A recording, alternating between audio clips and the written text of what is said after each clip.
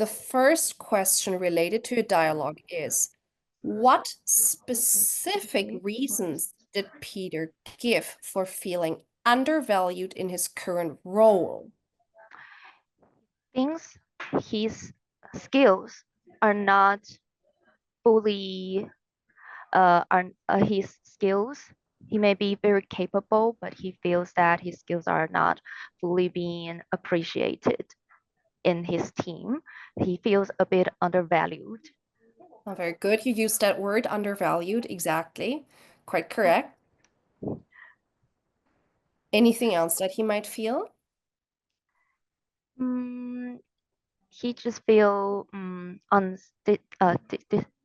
dissatisfaction. I yeah, I can't read dissatisfied. Correct. Yeah. Dissatisfied. Peter feels Dissatisfied. Yeah. dissatisfied. Exactly. Yeah, and he's yeah, maybe he thinks because in the dialogue, then he mentioned he cannot fully like make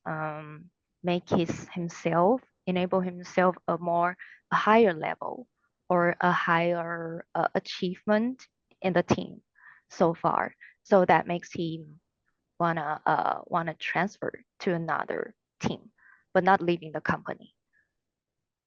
For now, he's not For going to now. leave the company. Yeah, definitely. That's reading in between the lines. Quite correct. So for now, he's going to stay. He's going to move to another team. Yeah. Quite correct.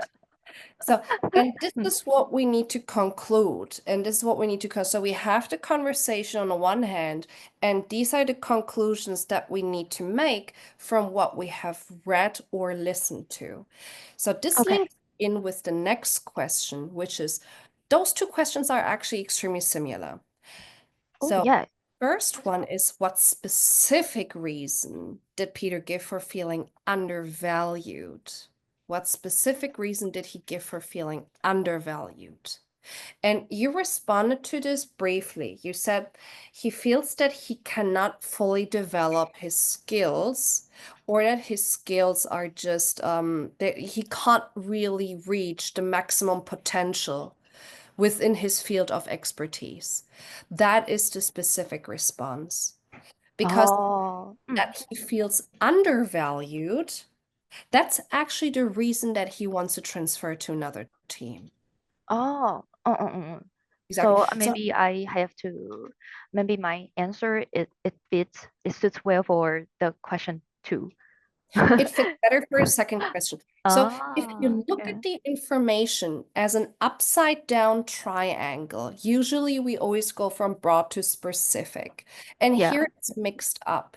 This is actually the broader question, and this is the more specific question. And we can say the questions are really even phrased like this. So what specific reasons did Peter give? And that is that he feels in the current role, in his current position, he is not able to reach the full potential or maximum professional level that he probably could with the current job responsibilities. And then why he is transferring to another team is actually what you just stated earlier, that he feels undervalued. He feels undervalued.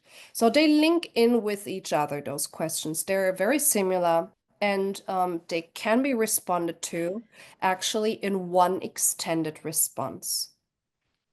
I get it. Exactly. I get it. So very, very different.